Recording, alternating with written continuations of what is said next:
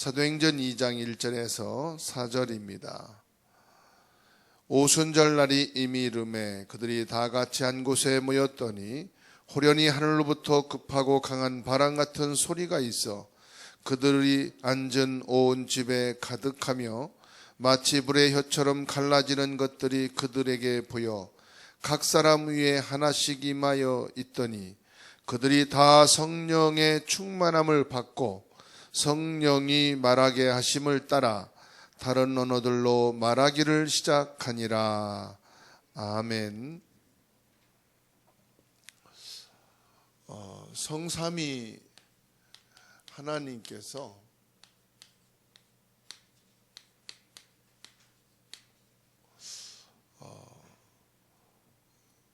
이 땅에 주신 최고의 축복과 응답이 뭐냐? 구원의 길을 허락해 주신 겁니다. 구원의 길은요, 하나님이 우리 인간을 하나님의 형상으로 창조하셨다는 겁니다. 영적인 존재로 지으셨다는 말씀이죠. 그리고 하나님께서 이 모든 것을 우리에게 축복으로 허락해 주셨어요. 청지기로 세우신 거죠. 다스리고 정복하라. 관리자로 허락해 주신 겁니다. 이거를 할 수 있도록 하나님이 생명으로 우리 안에 거하신, 그러면서 이 모든 창조의 축복을 우리가 누릴 수 있는 언약으로 허락해 주셨습니다. 이 축복을 우리 인간의 가장 근원적인 것으로 알고 있어요. 그런데 이것을 창세기 3장 4절에서 5절, 에뱀, 큰 용, 마귀 사단이라고도 하죠. 요한계시록 12장 9절에서 12절,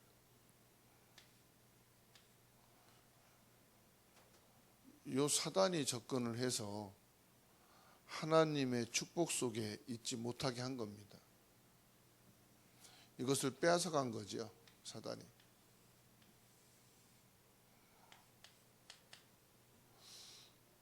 그래서 이 사단에게 이 축복을 뺏긴 그 순간부터 우리 인간에게 고통이 시작되어진 것, 모든 문제가 시작된 것입니다.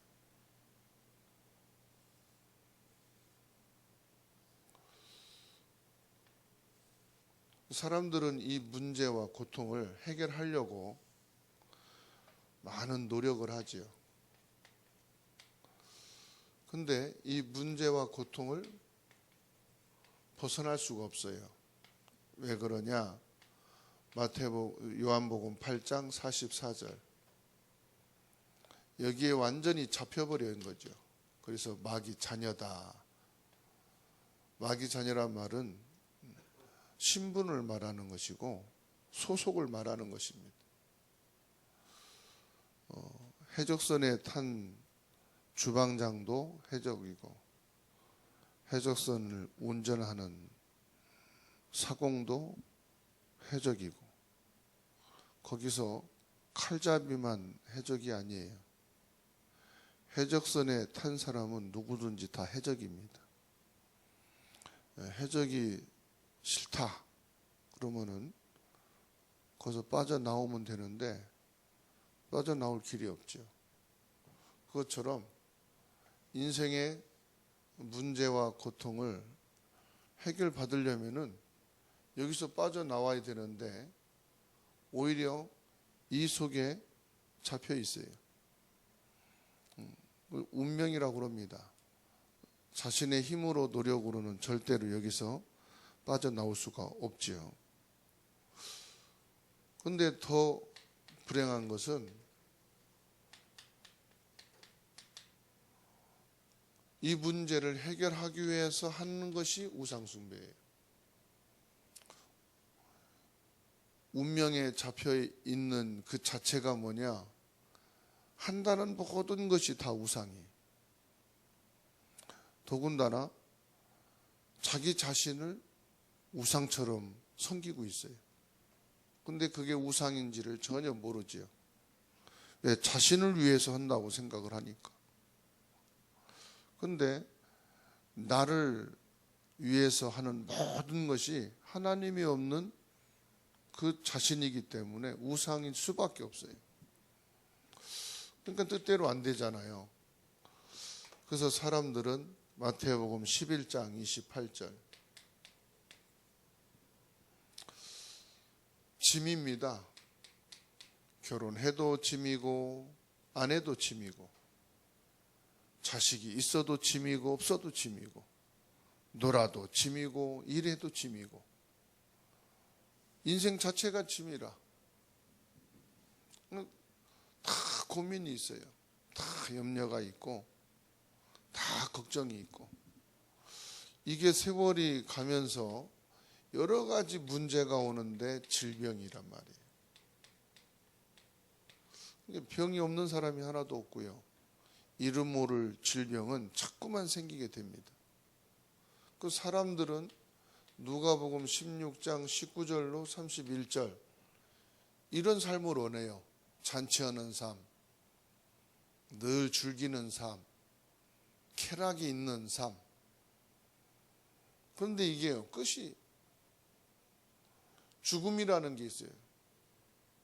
그런데 사람들은 이거를 인정 안 해요. 내세를.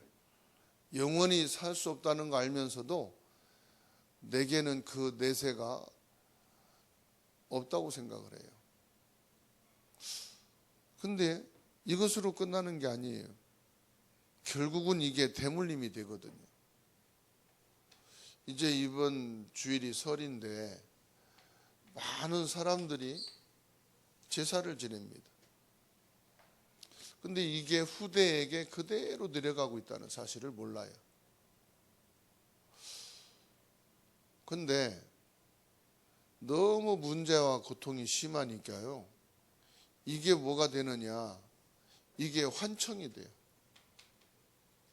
귀로 뭐가 들려요. 또 너무 힘들고 시달리다 보니까 환상이 보여요. 눈에 여러 가지로 보여요. 실제처럼 보인다니까요. 근데 이것이 시달린다는 것을 몰라요. 이게 바로 시달림이거든요. 그러니까는 여기서 빠져나올 수 있는 나름대로 선택하는 게 뭐냐? 선행이에요. 착하게 살자. 그 옳은 말이니까 다 맥히는 거예요. 야, 착하게 살아. 선행을 베풀며 살아. 동서고금을 막론하고 모든 사람에게 통하는 게 이거예요. 선행. 착해라. 정직해라. 근데 이거 가지고 안 된다는 거죠. 그러니까 사람들이 이제는 뭐냐? 종교. 각 나라마다, 지역마다, 개인마다, 가문마다 종교가 있어요. 그리고 뭐가 있느냐? 철학. 어떤 사상과 신념. 그런데 이거 가지고 되느냐? 이거 가지고 안 돼요. 사람이 찾는 길이고요. 사람이 만드는 것이거든요. 그래서 하나님이 길을 열어주신 겁니다. 그 길이 뭐냐? 창세기 3장 15절. 여자의 후손. 이사야 7장 14절. 이 길을 탁 주신 거예요. 하나님을 만날 수 있는 길. 문제와 고통을 끝낼 수 있는 길. 그분이 누구냐? 예수 그리스도입니다. 예수는 구원자라는 말씀이에요. 마태복음 1장 18절이죠. 그리스도란 말은 무슨 말이냐? 기름 부음을 받았다는 뜻입니다. 예수님이 그리스도로 기름 부음을 받았다. 어떤 기름 부음을 받았느냐? 참된 왕으로 기름 부음을 받았다. 참된 제사장으로 기름 부음을 받았고 참된 선지자로 기름 부음을 받았다는 뜻이에요. 그러면 참된 왕이란 말은 무슨 말이냐?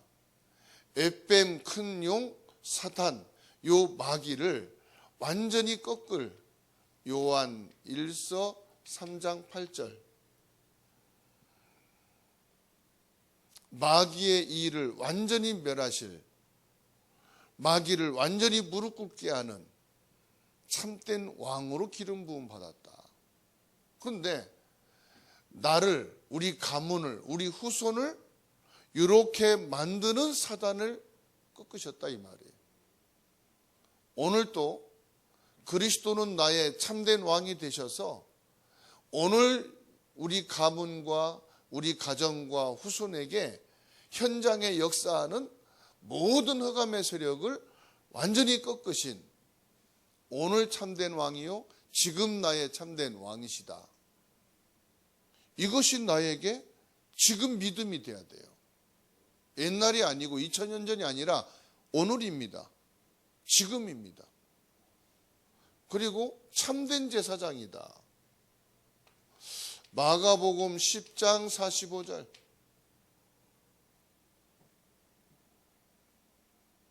참된 제사장으로 우리의 원죄와 조상죄와 자범죄를 오늘 끝내셨다.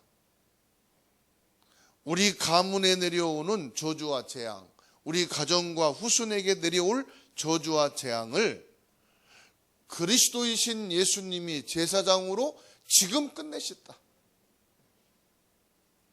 지금도 전 세계 모든 사람들에게 임하는 이 저주 재앙, 벗어날 길은 그리스도이신 예수님, 참 제사장밖에 없어요. 모든 사람들이 지금 길을 찾지 못해서 방황하고 있어요. 어떻게 하면 내가 살 수 있을까? 내가 어떻게 하면 영생을 얻을 수 있을까? 영원한 생명을 얻을 수 있을까? 영원한 천국에 갈 수 있을까? 길을 찾고 있는데 오늘 구원자이신 예수님이 그리스도로 참 선지자가 되셔서 우리의 길이 되어주시고 영원한 생명이 되어주시고 지금도 우리에게 누구든지 예수 그리스도를 믿고 고백만 하면은 하나님의 자녀가 되고 천국 백성이 되는 축복을 받게 되는 줄 믿으시기 바랍니다. 이 사실을 뭐냐? 로마서 10장 8절에서 10절. 내가 믿어야 돼요. 내가 내 마음에 이 사실을 믿음이 뭐냐? 인정을 해야 돼요. 이 사실을 내가 고백을 해야 돼요.